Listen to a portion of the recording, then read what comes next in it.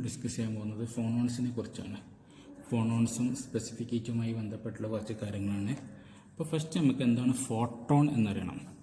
Photon നമ്മൾ പഠിച്ചിട്ടുണ്ട്. Photon എന്ന് പറഞ്ഞാൽ this is A energy of an electro magnetic wave.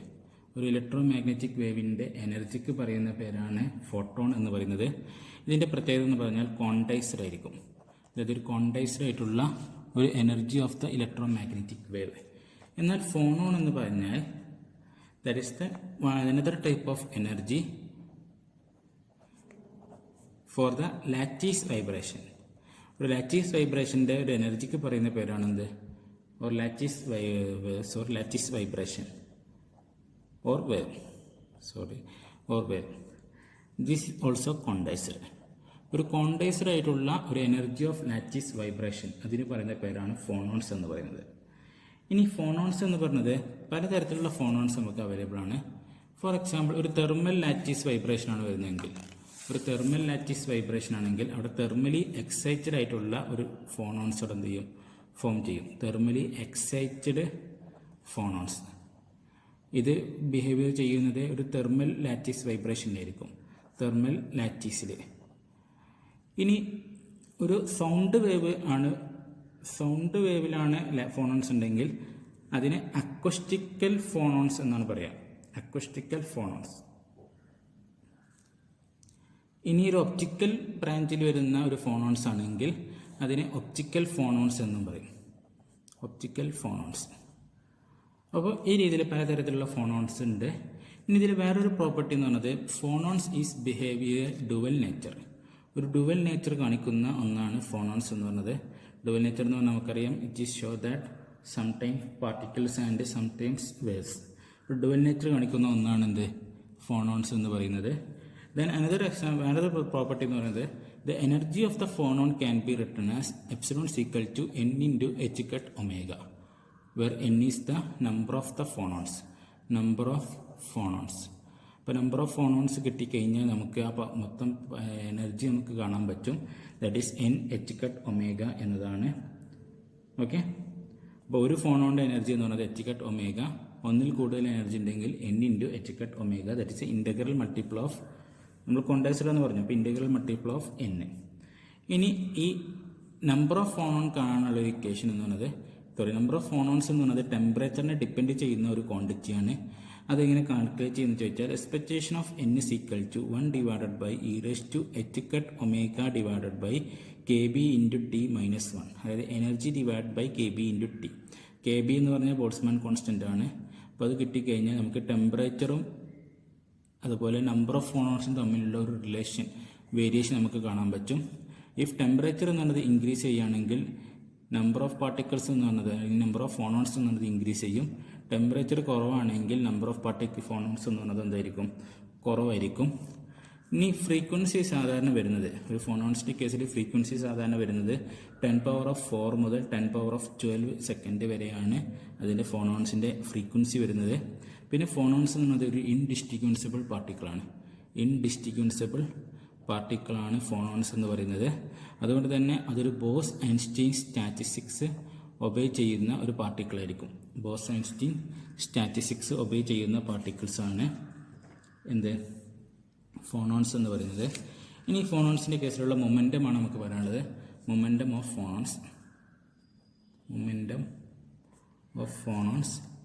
Normally ഫോണോൺസിന് മൊമെൻറ്റം ഇല്ല. അതായത് മൊമെൻറ്റം ക്യാരി ചെയ്യാത്തൊരു പാർട്ടിക്കിൾസാണ് phonons. Does not carry any momentum. പക്ഷെ ഇതിനൊരു അപ്പാരൻ്റ് മൊമെൻറ്റം കിട്ടുന്നുണ്ട്. അത് എങ്ങനെയാണെന്ന് ചോദിച്ചാൽ it is interact with other particles or field. അതായത് ലാറ്റിസിലുള്ള മറ്റു പാർട്ടിക്കിൾസുമായിട്ടോ അല്ലെങ്കിൽ ഫീൽഡുമായിട്ടോ ഇൻട്രാക്റ്റ് സംഭവിച്ച് എന്ത് കിട്ടും? അതിനൊരു മൊമെൻറ്റം കിട്ടും. That is h cut into k. h cut k എന്നാണ് അതിന് പറയുക. അപ്പോൾ according to de Broglie wave equation that is h divided by lambda that is equal to h cut k. This is the relation for the apparent momentum. And this h cut k is called crystal momentum. ഇതിന് ചില സമയത്ത് crystal momentum എന്ന് നമ്മൾ കൂടി പറഞ്ഞു കൊടുക്കാറുണ്ട്, പേര് കൊടുക്കാറുണ്ട്. ഇപ്പോൾ ക്രിസ്റ്റൽ മൊമെൻറ്റം എന്ന് പറഞ്ഞാൽ എച്ച് കട്ട് ഇൻറ്റു കെ എന്നതാണ്. ഇനി നമ്മൾ ഫോട്ടോണിൻ്റെ കേസിലേക്ക് നമ്മൾ വരികയാണെങ്കിൽ രണ്ട് തരത്തിലുള്ള പ്രോസസ്സാണ് ഇവിടെ ഉള്ളത്. എൻ പ്രോസസ്സും അതുപോലെ യു പ്രോസസ്സും. എൻ പ്രോസസ്സും യു പ്രോസസ്സും. എൻ പ്രോസസ്സ് എന്ന് പറഞ്ഞാൽ ഒരു ഇലാസ്റ്റിക് സ്കാറ്ററിങ്ങിൽ നടക്കുന്ന ഒരു സംഭവമാണ്. Elastic scattering. ഇലാസ്റ്റിക് സ്കാറ്ററിങ്ങിലുള്ള സംഭവമാണ്. ഒരു എക്സ്റേയുടെ ഇലാസ്റ്റിക് സ്കാറ്ററിംഗ് ആണ് എൻ പ്രോസസ്സ് വരുന്നത്. എങ്ങനെ ചോദിച്ചാൽ ഇതൊരു ഇൻസിഡൻറ്റ് ചെയ്യുന്ന ഒരു ഫോട്ടോണാണ്, ഇൻസിഡൻറ്റ് ഫോട്ടോൺ. ഇതിൻ്റെ വേവ് വെക്ടർ എന്നുള്ളത് ഞാൻ കെ ആയിട്ട് റെപ്രസെൻറ്റ് ചെയ്യുകയാണ്, സ്മോൾ കെ.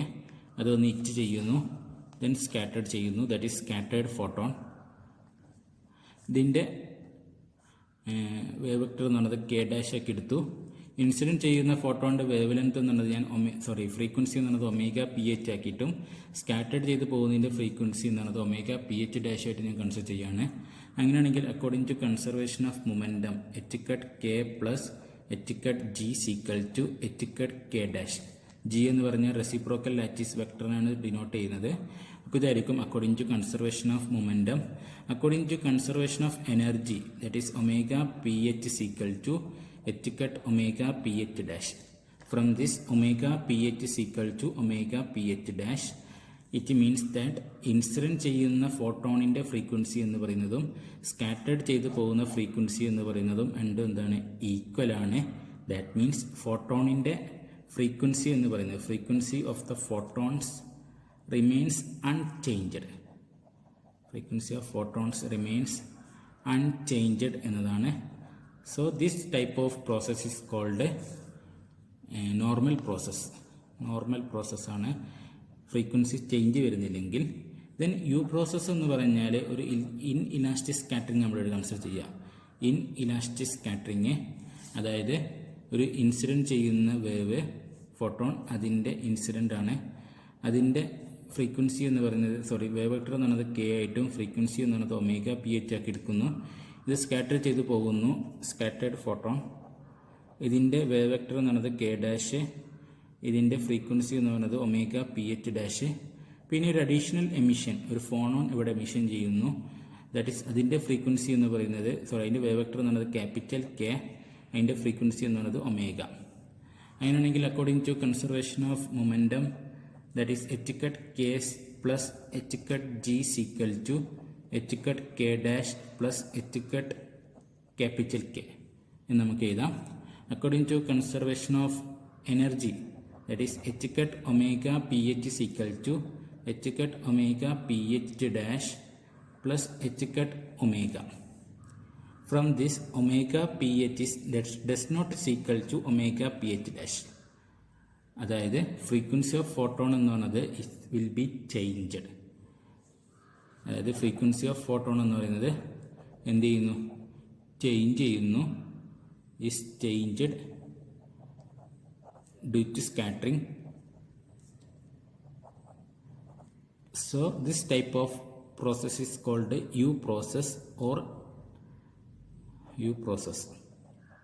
ഓക്കെ, ഇതിൻ്റെ ഫുൾ എന്ന് പറയുന്നത് N എന്ന് പറഞ്ഞാൽ നോർമൽ പ്രോസസ്സാണ് ഇതിനെ ഡിനോട്ട് ചെയ്യുന്നത്.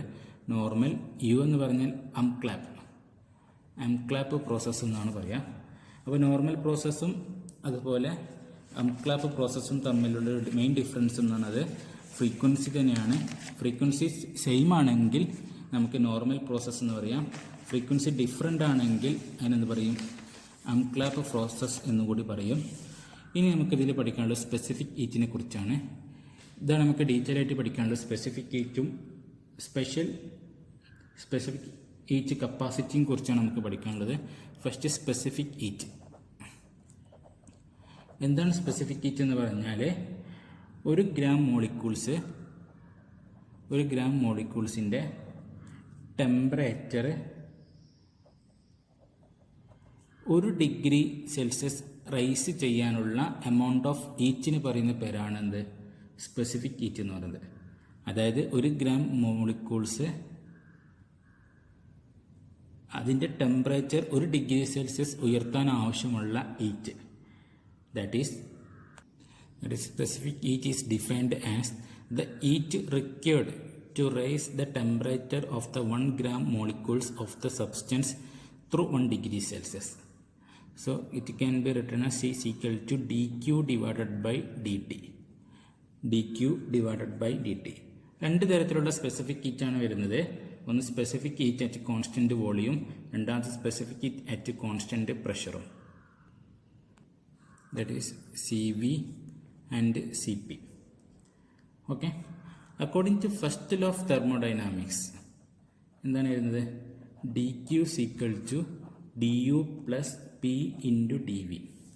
From CV is equal to dq divided by dt at constant volume, that is equal to du divided by dt. From this dv is equal to 0. Constant volume ആകുമ്പോൾ dv is equal to 0 ആയിരിക്കും വരുന്നത്. അപ്പോൾ du divided by dt എന്ന് നമുക്ക് കിട്ടും. That is A specific heat at constant volume. CP എന്ന് പറഞ്ഞാൽ CP is equal to dq divided by dt at constant pressure, that is equal to du divided by dt at constant pressure plus p into dv divided by dt at constant pressure. Sorry, പ്രഷറാണ്. ഈ രീതിയിലാണ് CP കാണുന്നത്. Okay, ഇനി സാധാരണ ഒരു gas മോളിക്യൂൾസിലാണെങ്കിൽ CP എന്ന് പറയുന്നതും CV എന്ന് പറയുന്നതും ഇസ് എ ഡിഫറെൻ്റ് ആയിരിക്കും ഒരു ഗ്യാസ് മോളിക്യൂൾസിലാണെങ്കിൽ. എന്നാൽ സോളിഡിലാണെങ്കിൽ എന്താ CP എന്ന് പറയുന്നതും CV എന്ന് പറയുന്നതും ഈസ് അപ്രോക്സിമേറ്റ്ലി ഈക്വൽ. CP എന്ന് പറയുന്നതും CV എന്ന് പറയുന്നതും അപ്രോക്സിമേറ്റ്ലി ഈക്വൽ ആയിരിക്കും. അത് അറ്റ് ലോ ടെമ്പറേച്ചർ, ഒരു ലോ ടെമ്പറേച്ചറിലായിരിക്കും ഈ ഒരു പ്രൊപ്പോർഷൻ ഇക്വാലിറ്റി വരുന്നത്. അതായത് CP എന്ന് പറയുന്നതും CV എന്ന് പറയുന്നതും ഈക്വലായിട്ട് വരുന്നത് ഈ കേസിലായിരിക്കും. Okay, at low temperature. ഇനി നമ്മളൊരു സോളിഡിലേക്ക് നമ്മൾ ഹീറ്റ് അപ്ലൈ ചെയ്യാണ്. സോളിഡിലേക്ക് ഒരു ഹീറ്റ് അപ്ലൈ ചെയ്യുക എന്ന് പറയുമ്പോൾ നമ്മൾ എന്താണ് ചെയ്യുന്നത്? ഒരു സബ്സ്റ്റൻസിൻ്റെ അല്ലെങ്കിൽ ഒരു മോളിക്യൂൾസിൻ്റെ ടെമ്പറേച്ചർ എന്ത് ചെയ്യണം? നമ്മളവിടെ ഇൻക്രീസ് ചെയ്യാണ്. ഒരു ഡിഗ്രി സെൽഷ്യസ് ഉയർത്താനുള്ള ഒരു ഹീറ്റ് നമ്മൾ അപ്ലൈ ചെയ്യാണ്. ഈ ഹീറ്റ് അപ്ലൈ ചെയ്യുന്നതിൻ്റെ ഫലമായിട്ട് ആ സോളിഡിൻ്റെ ഇൻറ്റേർണൽ എനർജി എന്ത് ചെയ്യും? ഇൻക്രീസ് ചെയ്യും. അതായത് ഒരു സോളിഡിൻ്റെ ഇൻറ്റേർണൽ എനർജി ഇൻക്രീസ് ചെയ്യും. ഈ ഇൻക്രീസ് ചെയ്യുന്ന ഇൻറ്റേർണൽ എനർജി രണ്ട് കാര്യങ്ങൾക്ക് വേണ്ടിയിട്ടാണ് യൂട്ടിലൈസ് ചെയ്യുക. അതായത് നമ്മളൊരു ഹീറ്റ് അപ്ലൈ ചെയ്യുകയാണ് ഒരു മെറ്റീരിയൽസിലേക്ക്. ഈ ഒരു മെറ്റീരിയൽസിലേക്ക് നമ്മൾ ഹീറ്റ് അപ്ലൈ ചെയ്യുമ്പോൾ എന്തിനാണ് ഹീറ്റ് അപ്ലൈ ചെയ്യുന്നത്? 1 ഡിഗ്രി സെൽഷ്യസ് ടെമ്പറേച്ചർ ഉയർത്താൻ വേണ്ടിയിട്ട്. അപ്പോൾ ഈ ഹീറ്റ് അപ്ലൈ ചെയ്യുന്നതിൻ്റെ ഫലമായിട്ട് ഇൻറ്റേർണൽ എനർജി അവിടെ എന്ത് ചെയ്യും? ഇൻക്രീസ് ചെയ്യും. ഈ ഇൻക്രീസ് ചെയ്യുന്ന ഇൻറ്റേർണൽ എനർജി രണ്ട് കാര്യത്തിനാണ് എന്ത് ചെയ്യുക? യൂട്ടിലൈസ് ചെയ്യുക. അതിൽ ഒന്നാമത്തെ കാര്യം എന്ന് പറയുന്നത്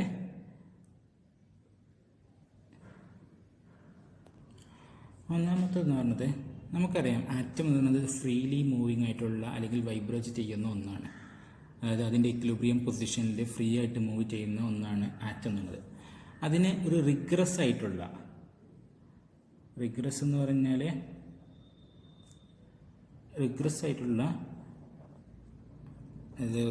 എന്താ പറയുക, ഒരു ടെമ്പറേച്ചറൊക്കെ സെറ്റ് ചെയ്ത് കിട്ടുമ്പോൾ ഉണ്ടാകുന്ന ഒരു തരത്തിലുള്ള വൈബ്രേഷൻ. ആ ഒരു വൈബ്രേഷനിലേക്ക് എന്ത് ചെയ്യും? ഈ ആറ്റത്തെ സെറ്റ് ചെയ്യുകയാണ് ചെയ്യുന്നത്. ഒന്നാമതായിട്ട് ചെയ്യാൻ പോകുന്നത്. അതായത് ലാറ്റിസ് വൈബ്രേഷൻ എന്ന് പറയുന്ന സംഭവത്തിൽ നമ്മളൊരു റിഗ്രസ് ആയിട്ടുള്ള ഒരു ഓർഡേർഡ് ആയിട്ടുള്ള ഒരു വൈബ്രേഷനിലേക്ക് മാറ്റുക. രണ്ടാമത്തെ ചെയ്യാൻ പോകുന്നത് ഒരു മെറ്റലിൻ്റെ കേസിലോ അല്ലെങ്കിൽ ഒരു സെമി കണ്ടക്ടറിൻ്റെ കേസിലോ ഉള്ള ഫ്രീ ഇലക്ട്രോണിനെ തെർമലി എക്സൈറ്റഡ് ചെയ്യുക. തെർമലി എക്സൈറ്റഡ് ചെയ്യുക എന്ന് പറഞ്ഞാൽ അതിൻ്റെ ഹയർ എനർജി സ്റ്റേറ്റിലേക്ക് എന്ത് ചെയ്യുക? അതിനെ കൊണ്ടുപോവാം. തെർമലി എക്സൈറ്റഡ് ആയിട്ടുള്ള സ്റ്റേറ്റിലേക്ക്, ഹയർ എനർജി സ്റ്റേറ്റിലേക്ക് എന്ത് ചെയ്യുക? കൊണ്ടുപോവാം. ഈ രണ്ട് തരത്തിലുള്ള പ്രോസസ്സാണ് ഇൻറ്റേർണൽ എനർജിൻ്റെ ഫലമായിട്ട് അവിടെ കിട്ടുന്നത്. ഈ റിഗ്രസ് വൈബ്രേഷനുമായി ബന്ധപ്പെട്ട് വരുന്ന ലാറ്റിസ് വൈബ്രേഷൻ അല്ലെങ്കിൽ ഈ കോൺട്രിബ്യൂഷൻ എന്ന് പറയുന്നത് നമുക്ക് കിട്ടുന്നത് ലാറ്റീസ് ആയിട്ടുള്ള ഒരു സ്പെസിഫിക് ഹീറ്റ് ആയിരിക്കും നമുക്ക് എന്ത് ചെയ്യുക? അത് ഡിനോട്ട് ചെയ്യുന്നത്. അതായത് ഈ കോൺട്രിബ്യൂഷൻ അറൈസ് ചെയ്തിട്ട് നമ്മൾ ഡിഫൈൻ ചെയ്യുന്നത് ലാറ്റീസ് സ്പെസിഫിക് ഹീറ്റ് ആയിട്ടാണ്. ഇവിടെ ഇലക്ട്രോൺ ഹയർസ്റ്റ് എനർജിയിലേക്ക് നമ്മൾ കൊണ്ടുപോവാണ്. അപ്പോൾ ഇതിൻ്റെ നമ്മൾ റെപ്രസെൻറ്റ് ചെയ്യുന്നത് ഇലക്ട്രോണിക് സ്പെസിഫിക് ഹീറ്റ്. ഇപ്പോൾ 2 തരത്തിലുള്ള ഒരു സ്പെസിഫിക് ഹീറ്റാണ് ഇവിടെ വരുന്നത്. ഒരു സോളിഡിൻ്റെ കേസിൽ ലാറ്റിസ് സ്പെസിഫിക് ഹീറ്റ് എന്ന് പറയുന്നതും ഇലക്ട്രോണിക് സ്പെസിഫിക് ഹീറ്റ് എന്ന് പറയുന്നതും. കൂടുതലും പ്രയോറിറ്റി അല്ലെങ്കിൽ കൂടുതലും ചാൻസ് അല്ലെങ്കിൽ കൂടുതലും ഇൻവോൾവ്മെൻറ്റ് നടക്കുന്നത് ലാറ്റിസ് സ്പെസിഫിക് ഹീറ്റിലായിരിക്കും. ദാറ്റ് മീൻസ് ഇലക്ട്രോൺ സ്പെസിഫിക് ഹീറ്റിൻ്റെ കോൺട്രിബ്യൂഷൻ എന്ന് പറയുന്നത് റിലേറ്റീവ്ലി സ്മോൾ കോൺട്രിബ്യൂഷൻ ആയിരിക്കും. ചെറിയ രീതിയിലുള്ളൊരു കോൺട്രിബ്യൂഷൻ മാത്രമാണ് ഇവിടെ വരുന്നത്. കൂടുതലും വരുന്നത് ലാറ്റിസ് സ്പെസിഫിക് ഹീറ്റ് തന്നെയാണ്. എങ്കിൽ പോലും നമ്മൾ ടോട്ടൽ ഹീറ്റ് കപ്പാസിറ്റി എന്ന് പറയുന്നത് സ്പെസിഫിക് ഹീറ്റ് എന്ന് പറയുന്നത് ഹീറ്റ് കപ്പാസിറ്റി അല്ല, സ്പെസിഫിക് ഹീറ്റ് എന്ന് പറയുന്നത് ലാറ്റിസിൻ്റെയും അതുപോലെ ഇലക്ട്രോണിക്കിൻ്റെയും സമ്മേഷനായിട്ടാണ് നമ്മൾ സാധാരണ എഴുതുന്നത്. ഇവിടെ ഇലക്ട്രോണിക്കിൻ്റെ കോൺട്രിബ്യൂഷൻ വളരെ കുറവാണെങ്കിൽ പോലും നമ്മൾ എന്ത് ചെയ്യുന്നുണ്ട്, അത് നെഗ്ലക്റ്റ് ചെയ്യും. ചില കേസുകളിൽ നമുക്ക് എന്ത് ചെയ്യേണ്ടി എടുക്കേണ്ടി വരും. ഓക്കെ, അത് ഡിപ്പെൻഡ്സ് ഓൺ. എന്നാൽ നമ്മൾ അത് തിയറിറ്റിക്കലി നമ്മളിങ്ങനെ എഴുതണം. ടോട്ടൽ സ്പെസിഫിക് ഹീറ്റ് എന്ന് പറയുന്നത് ലാറ്റിസ് ഹീറ്റ് സ്പെസിഫിക് ഹീറ്റിൻ്റെയും ഇലക്ട്രോണിക് സ്പെസിഫിക് ഹീറ്റിൻ്റെയും സമ്മേഷനായിട്ട് നമുക്ക് എഴുതേണ്ടി വരും. അടുത്തത് ഹീറ്റ് കപ്പാസിറ്റിയാണ്. സ്പെസിഫിക് ഹീറ്റും ഹീറ്റ് കപ്പാസിറ്റിയും തമ്മിലൊരു ഡിഫറൻറ്റ് ഉണ്ട്. നമ്മൾ പറഞ്ഞു സ്പെസിഫിക് ഹീറ്റ് എന്ന് പറയുന്നത് 1 ഗ്രാം മോളിക്യൂൾസിൻ്റെ ടെമ്പറേച്ചർ ഇൻക്രീസ് ചെയ്യാമെന്നാണ്. എന്നാൽ ഹീറ്റ് കപ്പാസിറ്റി എന്ന് പറയുന്നത് എനി മാസ്, ഏത് മാസവും ആവാം. 1 ഗ്രാം എന്നുള്ളൊരു സ്പെസിഫിക് ആയിട്ട് പറയാൻ പറ്റില്ല. എനി മാസ് അല്ലെങ്കിൽ കംപ്ലീറ്റ് മാസിനെ നമുക്ക് എന്ത് ചെയ്യാൻ പറ്റും, 1 ഡിഗ്രി സെൽഷ്യസ് ഉയർത്താൻ ആവശ്യമുള്ള എമൗണ്ട് ഓഫ് എനർജി അല്ലെങ്കിൽ എമൗണ്ട് ഓഫ് ഹീറ്റിനെ പറയുന്ന പേരാണ് എന്ത്, ഹീറ്റ് കപ്പാസിറ്റി എന്ന് പറയുന്നത്. So definition is heat capacity as the heat required to raise the temperature of the complete mass of a solid through 1 degree Celsius. Okay, ഇനി heat കപ്പാസിറ്റിൻ്റെ experimental fact എന്ന് പറയുന്നത്, അതായത് എക്സ്പെരിമെൻ്റലി നമുക്ക് കിട്ടുന്ന കാര്യം എന്ന് പറയുന്നത് അറ്റ് റൂം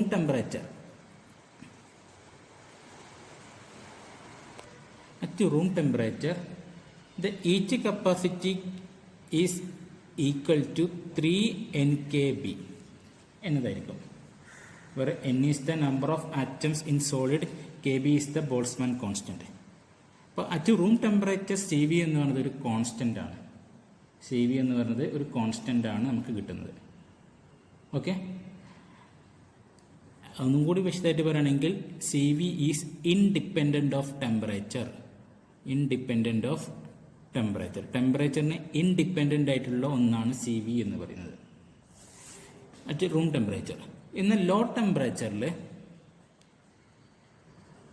ടെമ്പറേച്ചറിൽ ഹീറ്റ് കപ്പാസിറ്റി എന്ന് പറയുന്നത് അവിടെ ചെയ്യുന്നത് ഡിക്രീസ് ചെയ്യാണ് ചെയ്യുന്നത്. Decreases sharply and follows T cube law എന്ന് വെച്ചാൽ അവിടെ ഡിഗ്രീസിങ് ആണ്. ആ ഡിഗ്രീസിങ്ങിൻ്റെ നേച്ചർ എന്ന് പറഞ്ഞാൽ ടി ക്യൂബ് വെച്ചിട്ടാണ്. ഷാർപ്ലി ആയിട്ടുള്ള ഡിഗ്രീസിങ് ആണ്. പക്ഷെ ടി ക്യൂബ് എന്ന് പറയുന്ന ഒരു ഫോർമുല വെച്ചിട്ടാണ്, അല്ലെങ്കിൽ ഒരു ഡിഗ്രീസിങ്ങിൻ്റെ ഓർഡർ എന്ന് പറയുന്നത് ടി ക്യൂബ് എന്ന് പറയുന്ന ഓർഡർ വെച്ചിട്ടാണ്. ഓക്കെ, ഇത് ഇൻസുലേറ്ററിൻ്റെ കേസിലാണ് ഈ ടി ക്യൂബ് വരുന്നത്. ഒരു മെറ്റലാണെങ്കിൽ അവിടെ എന്ത് വരും, ടി ആയിട്ടായിരിക്കും വരാം. Decreasing T for a metal. Okay, metal എന്ന് പറഞ്ഞത് സൂപ്പർ കണ്ടക്ടർ ആവാം, ഇനി അത് ഒന്നും നോക്കുന്നില്ല. ഇനി ഒരു മാഗ്നറ്റിക് സോളിഡ് ആണെങ്കിൽ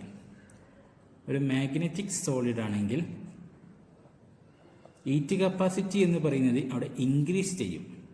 heat capacity is increases near the Curie temperature.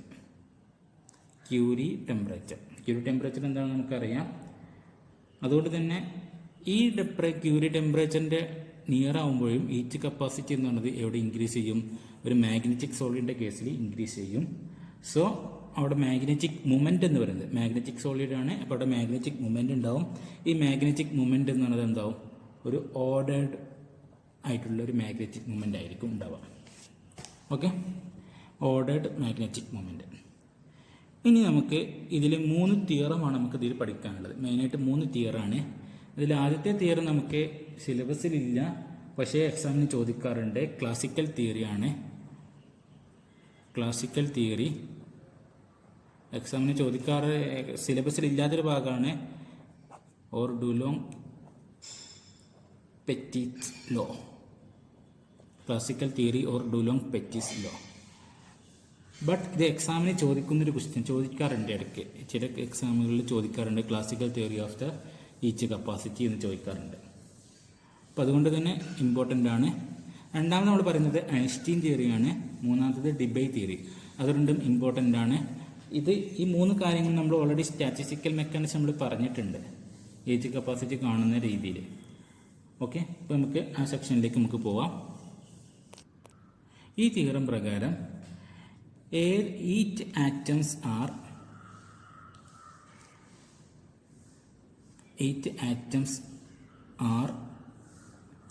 act as a 3-dimensional harmonic oscillator. 3-dimensional harmonic oscillator. ഒരു 3-dimensional harmonic oscillator ആയിട്ടാണ് എല്ലാ ആറ്റവും എന്ത് ചെയ്യുന്നത്, ഇവിടെ ആക്ട് ചെയ്യുന്നത്. മാത്രമല്ല atoms are vibrate independent of another. Depend ചെയ്യുന്നത് മറ്റൊന്നിനെ ഡിപ്പെൻഡ് ചെയ്യാത്ത രീതിയിലാണ് ഓരോ ആറ്റം ഇവിടെ എന്ത് ചെയ്യുന്നത്, വൈബ്രേറ്റ് ചെയ്യുന്നത്. നമ്മളൊരു സിസ്റ്റം കൺസിഡർ ചെയ്യുകയാണ്. ആ സിസ്റ്റത്തിൽ n പാർട്ടിക്കിൾസ് ഉണ്ടെന്ന് വിചാരിക്കുക, അതായത് n വൈബ്രേറ്റിംഗ് ആറ്റംസ് ഉണ്ടെന്ന് വിചാരിക്കുക. അങ്ങനെയാണെങ്കിൽ അതിൻ്റെ ഡിഗ്രീസ് ഓഫ് ഫ്രീഡം എന്ന് പറയുന്നത് എത്രയായിരിക്കും? 3n ആയിരിക്കും. ദാറ്റ് മീൻസ് ഓരോ വൈബ്രേറ്റിംഗ് ആറ്റവും 3 ഇൻഡിപെൻഡൻറ്റ് ഡയറക്ഷനിൽ എന്ത് ചെയ്യുന്നുണ്ട്, അല്ലെങ്കിൽ 3 ഇൻഡിപെൻഡൻ്റ് ആയിട്ടുള്ള വൈബ്രേഷൻ ഉണ്ട് എന്ന് നമുക്കറിയാം. ഇൻഡിപെൻഡൻറ്റ് വൈബ്രേഷൻ ഉണ്ട് എന്ന് നമുക്ക് പറയാം. According to principle of equipartition theorem പ്രകാരം ഓൾ വൈബ്രേഷണൽ എനർജി അല്ലെങ്കിൽ vibrational energy of a atom is distributed equally among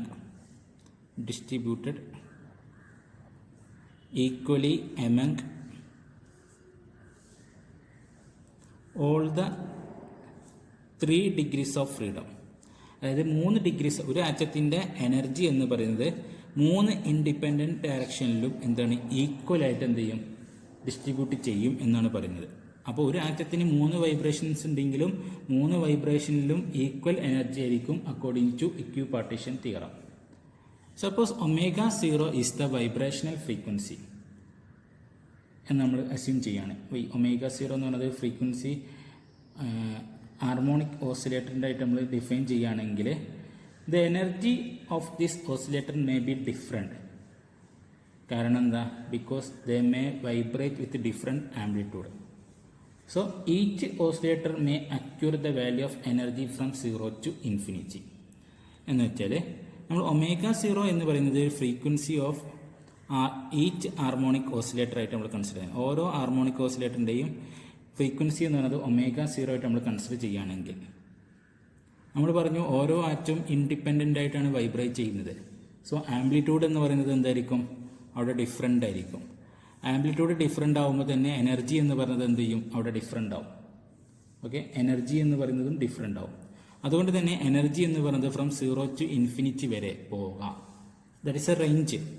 0 എന്നല്ല, 0 to ഇൻഫിനിറ്റി വരെയുള്ള ഏത് റേഞ്ച് ഫ്രീക്വൻസി നമുക്കിവിടെ എന്ത് ചെയ്യും, എനർജി നമുക്കിവിടെ എന്ത് ചെയ്യും, അക്യൂറേറ്റ് ചെയ്യാം.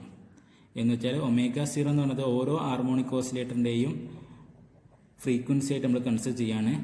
ഓരോ ഹാർമോണിക് ഓസിലേറ്ററും വൈബ്രേറ്റ് ചെയ്യുന്നത് ഇൻഡിപെൻഡൻ്റ്ലി ആണ്. സോ അതിൻ്റെ ആംപ്ലിറ്റ്യൂഡ് ഡിഫറെൻ്റ് ആയിരിക്കും. സോ എനർജി ഡിഫറെൻ്റ് ആയിരിക്കും. സോ 0 to ഇൻഫിനിറ്റി വരെയുള്ള റേഞ്ച് നമുക്ക് എന്ത് ചെയ്യും, ഒരു എനർജി നമുക്കിവിടെ എന്ത് ചെയ്യും, കിട്ടും. നമുക്കിതിലെ ഈച്ച് കപ്പാസിറ്റിയാണ് നമുക്ക് കാണേണ്ടത്. അതിന് വേണ്ടി നമുക്ക് എന്ത് ചെയ്യണം, എനർജി നമുക്ക് കാണണം. അപ്പോൾ എനർജി കാണാനുള്ള ഇക്വേഷൻ നമുക്കറിയാം. നമ്മളൊരു 1 ഡയമെൻഷണൽ ഹാർമോണിക് ഓസിലേറ്ററിൻ്റെ കേസിലുള്ള എനർജിയാണ് കാണുന്നത്. That is is equal to P p² divided by 2m plus v of x, that is p² divided by 2m plus half into m into omega 0 into s square. According to Maxwell-Boltzmann distribution law, the average energy, that is the internal energy, is equal to integral epsilon.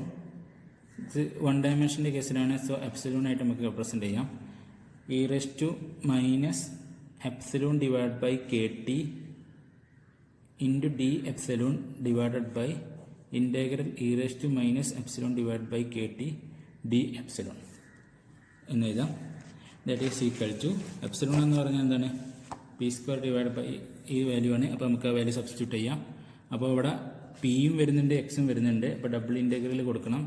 So integral p x, ആദ്യം epsilon എന്ന് പറഞ്ഞാൽ p² divide by 2m plus half into m into omega 0 square into s square into exponential of minus p² divide by 2m plus half into m into omega 0 square x square.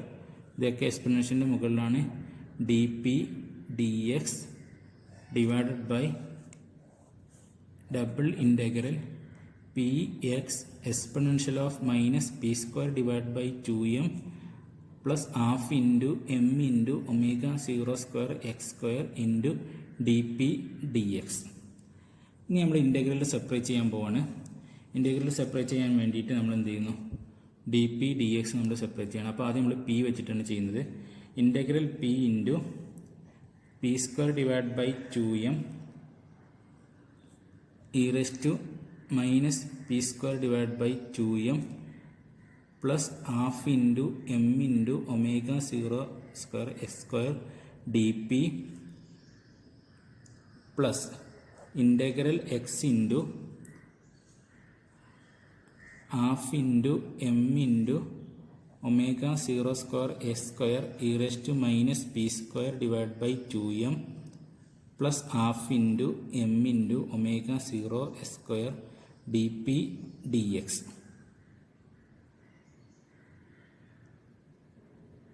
Divided by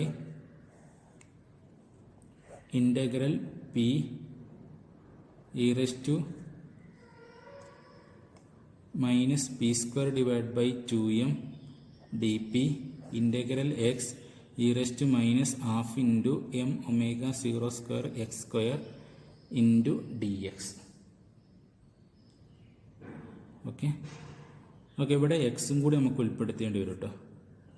എക്സും കൂടി നമുക്ക് ഉൾപ്പെടുത്തേണ്ടി വരും. Double integral മാറ്റാനായിട്ടില്ല. പിയും എക്സും നമ്മൾ split ചെയ്ത് മാത്രമേ ഉള്ളൂ. ഇനി നമുക്ക് എന്ത് ചെയ്യണം? ഇനിയാണ് സ്പ്ലിറ്റിങ് വരുന്നത്. ഇനി ഡിവൈഡ് ചെയ്യാനുള്ളതൊക്കെ ഡിവൈഡ് ചെയ്യാം. അപ്പോൾ നോക്കാം, ഇവിടെ പി വരുന്ന ടേംസ് ഏതൊക്കെയാണ്? ഇതുമാണ് വരുന്നത്. അതായത് എക്സ്പൊണൻഷ്യനെ നമുക്ക് രണ്ടായിട്ട് ഇവിടെ എന്ത് ചെയ്യാം? കൊടുക്കാൻ പറ്റും. ഈ പ്ലസ് കൊടുത്തു കഴിഞ്ഞാൽ രണ്ടായിട്ട് നമുക്ക് ഡിവിഷൻ ചെയ്യാൻ പറ്റും. ഓക്കെ, അപ്പോൾ ഇവിടെ നമുക്ക് എന്ത് ചെയ്യാം? രണ്ട് ഇൻറ്റഗ്രലായിട്ട് നമുക്ക് സെപ്പറേറ്റ് ചെയ്യാൻ പറ്റും. ഇപ്പോൾ ഇൻറ്റഗ്രൽ പി ഈ ഫസ്റ്റ് ടേം, ഇൻറ്റഗ്രൽ എക്സ് ഈ സെക്കൻഡ് ടേം. അപ്പോൾ അത് വെച്ച് ഇതിനെ എന്താ പറയുക ഡിവൈഡ് ചെയ്യുമ്പോൾ ഇവിടെ നോക്കാം, വിത്ത് റെസ്പെക്റ്റ് ടു എക്സ് വരുന്ന ടേം ക്യാൻസൽ ചെയ്ത് പോകും. ഡി പി ഡി എക്സ് ഉണ്ടാവും, ഇവിടെ d p d x. Okay, അപ്പോൾ നമുക്ക് ഫസ്റ്റ് ഇക്വേഷൻ നമുക്ക് ഇങ്ങനെ എഴുതാം. Integral p² divide by 2m e raised to minus p² divided by 2m into dp divided by integral exponential of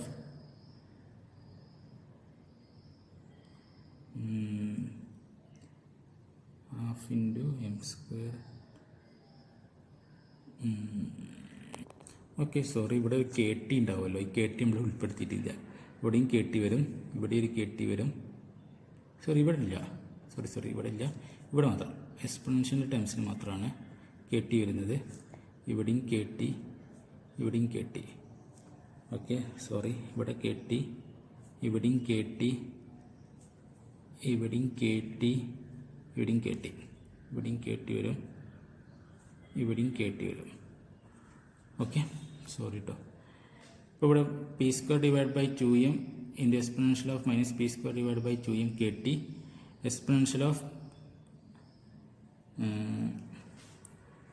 half into എക്സും എക്സിൻ്റെ ടേമാണ് ക്യാൻസൽ ചെയ്ത്, അപ്പോൾ p square divide by 2m/kT into d p എന്ന് എഴുതാൻ പറ്റും. Okay, plus integral x into half into m into omega 0 square s square e raise to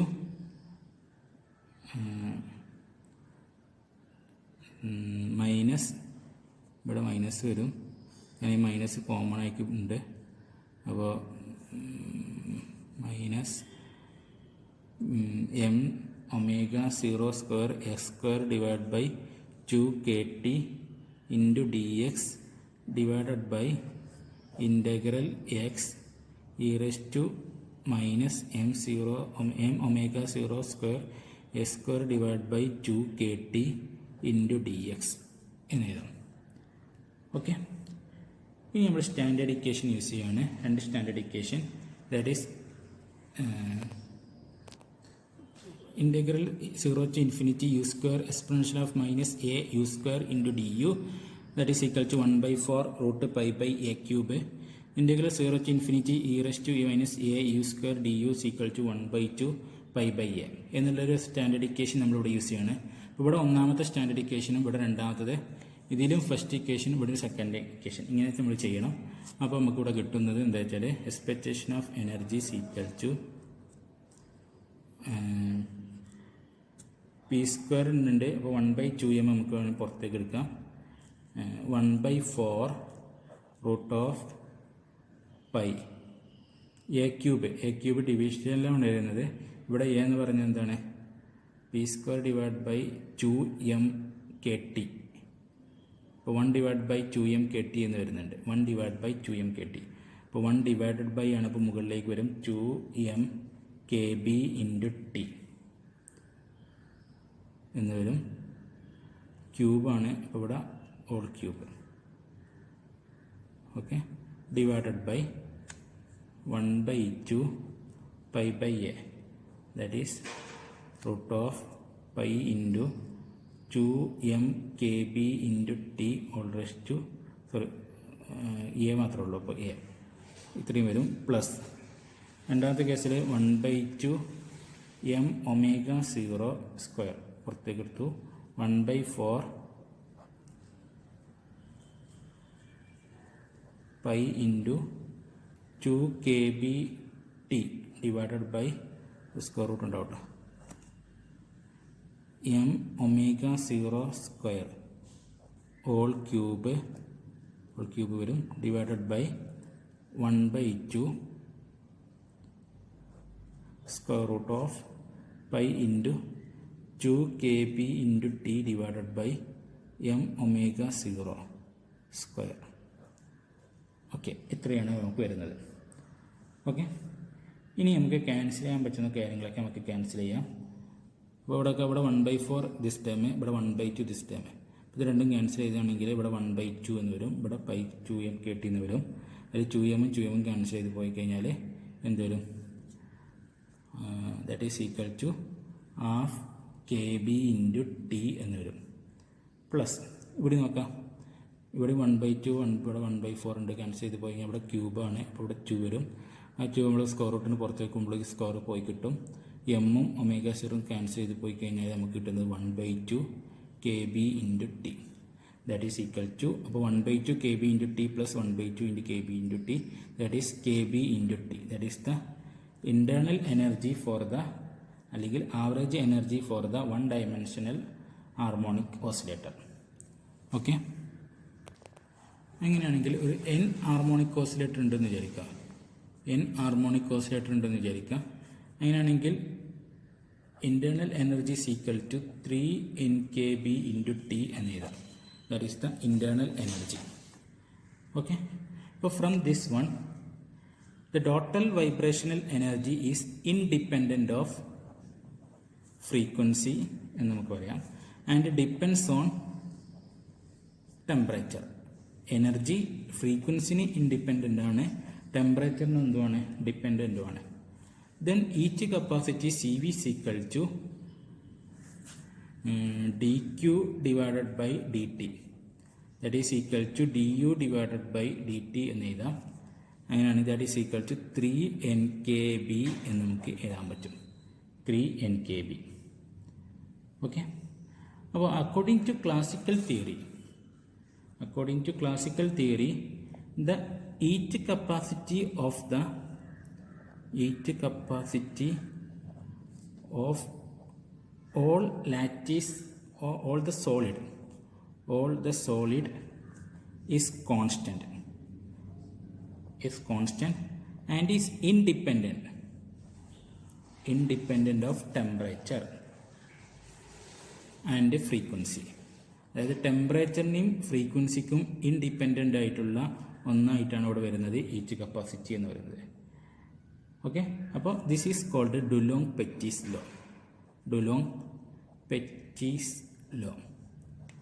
okay. This result is good agreement for high temperature often at room ടെമ്പറേച്ചറിലോ അല്ലെങ്കിൽ ഒരു high ടെമ്പറേച്ചറിൽ ഈ result valid ആണ്. But low temperature this theory is failed. Dulong Petit's law is failed. കാരണം എന്താണ്? Law ടെമ്പറേച്ചറിൽ T³ അനുസരിച്ച് എന്ത് ചെയ്യണം? അവിടെ കുറയണം. പക്ഷേ ഇവിടെ എന്താണ്? കോൺസ്റ്റൻ്റ് ആയിട്ടാണ് കിട്ടുന്നത്. അപ്പോൾ ലോ ടെമ്പറേച്ചറിൽ ഈ തിയറി എന്ന് പറയുന്നത് എന്താണ്? ഫെയിൽഡ് ആണ്. ഈ ഒരു ഡിസ്ക്രിപ്പൻസി റിസോൾവ് ചെയ്യാൻ വേണ്ടിയിട്ടാണ് ഐൻസ്റ്റീൻ ആദ്യം വന്നത്. അതിനുശേഷം ഡിബേ എന്നുള്ള സയൻറ്റിസ്റ്റും വന്നു യൂസിങ് ക്വാണ്ടം തിയറി. അപ്പോൾ നമുക്ക് അടുത്ത സെക്ഷനിൽ ഐൻസ്റ്റീൻ തിയറി പറയണം. ഈ ഫെയിൽഡ് എങ്ങനെ നമുക്ക് ഒഴിവാക്കാൻ പറ്റും എന്നുള്ള ഒരു കൺസെപ്റ്റാണ് ഐൻസ്റ്റീൻ കൊണ്ടുവരുന്നത്. ഓക്കെ. അപ്പോൾ താങ്ക് യു വെരി മച്ച്.